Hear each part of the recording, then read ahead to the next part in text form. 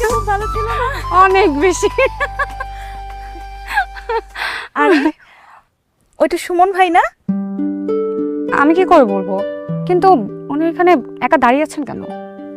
কি জানি, হয়তো তোর দিকে তাকাই আসছিল, এখন ধরা পড়ে মূর্তির মতো দাঁড়ায় আছে। দাঁড়া, ডাক দিতেছি। সুমন ভাই, এই সুমন ভাই, এদিকে আসেন।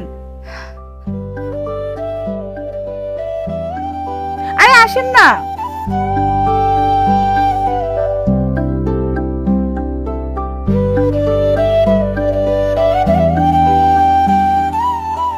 কোথায় যাচ্ছিলেন ওইদিকে? না মানে দোকানে যাচ্ছিলাম, দেখলাম তোমরা এখানে বসে আড্ডা দিচ্ছ, তাই ভাবলাম তোমাদের ডিস্টার্ব না করি। ডিস্টার্ব না করি মানে? আমরা কি কোনো গোপন মিটিং করতেছিলাম? বোকার মতো কথা কন, বসেন এখানে। কি ব্যাপার, দাঁড়িয়ে থাকবেন? বসুন না।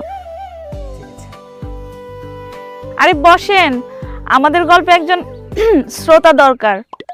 না মানে তোমরাই তো আমাকে বসতে বললে, এই জন্যই তো বসলাম। আচ্ছা, আপনার চুলের স্টাইলটা কিন্তু খুব সুন্দর, আপনাকে খুব মানিয়েছে। আসলে তাড়াহুড়ো করে বের হয়েছিলাম তো, এই জন্য খেয়াল করিনি।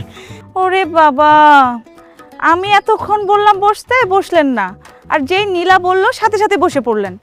আবার এখন প্রশংসাও হচ্ছে। এখন কি আমি অদৃশ্য হয়ে যাব কিনা বুঝতেছি না।